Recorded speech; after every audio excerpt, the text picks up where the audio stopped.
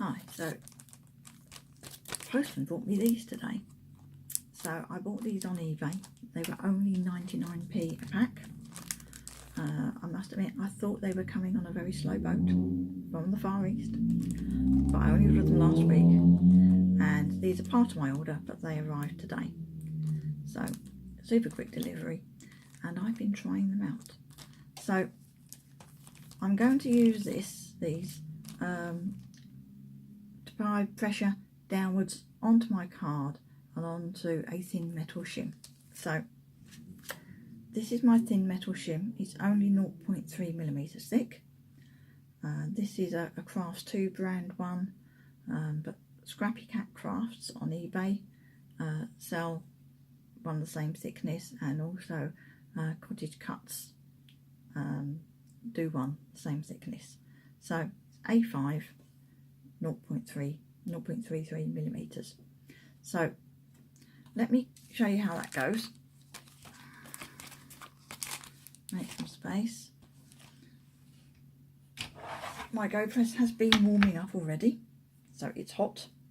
So I'm going to put my thin metal shim, and if you see the purple, that is where some foil was overhanging on a project. I've foiled my plate, it doesn't matter. So that goes on there, and I'm going to close the lid and let that warm up. And while it's warming up, I'm going to get these out. I actually had a play this morning, so they shouldn't be stuck down to the cardboard too much.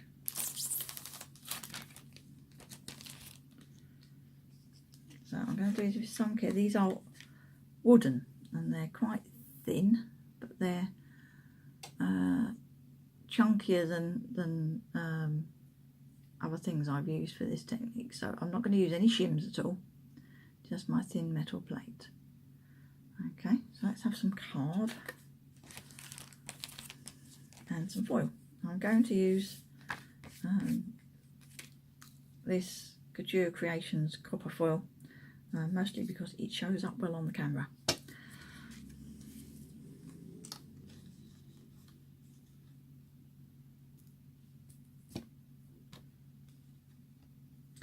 Now I've got more than one of these, so I could, if I wanted to, use both at the same time. So I'm going to cut that. I've cut that diagonally. I think I've got enough to do both. Just.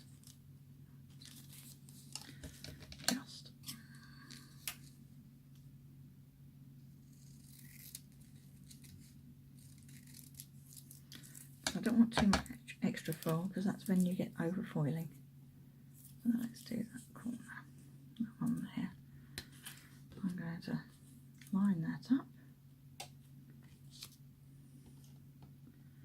and put my shape over the top, making sure it's all of it's on the foil and that it is lined up straight with the corner of my card, because that would look really strange. And then I'm going to use some low tack masking tape.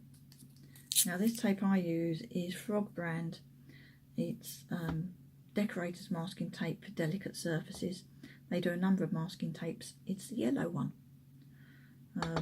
It comes in yellow packaging. They do others that come in green packaging and I think blue packaging. I'm just going to tape that down there. And a little bit at the other end as well. Okay.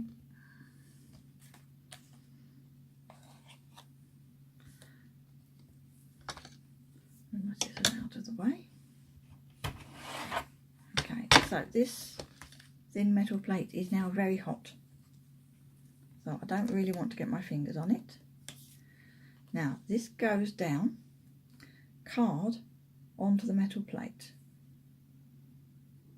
Okay, so I'm not going to heat up my wood necessarily. I want to make sure I'm heating my card and my foil. I'm going to leave that on there, give that a moment or two to warm up. Okay, and while that is warming up, I will find the samples that I foiled earlier. Bear with me. I hadn't gone far, they were under the roll of tape. So This is one I did earlier I did the frame first and then did the cameo in gold afterwards, and this was my first trial with the corner. So that's had a little while to warm. I'm going to go and put it through my die cutting machine. So that's been rolled. Stuck to the lid.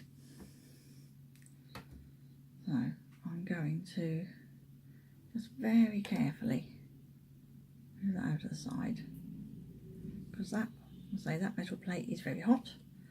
Put that there a minute to move this out of the way.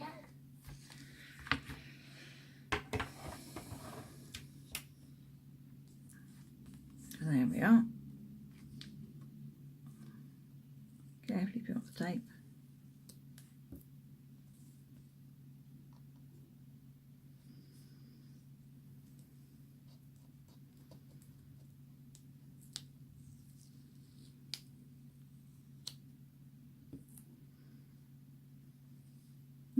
There we are. So that it seems to be unscathed, so I can use it again.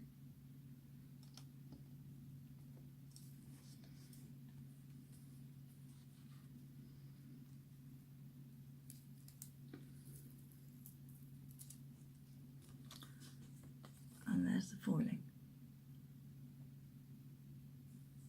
So I think for 99p a pack, that is definitely worth having a go. But as I say, you do need the thin metal shim, because I don't think these, if you were trying to heat these up enough, I don't think you'd get even heat distribution to get a good foiling.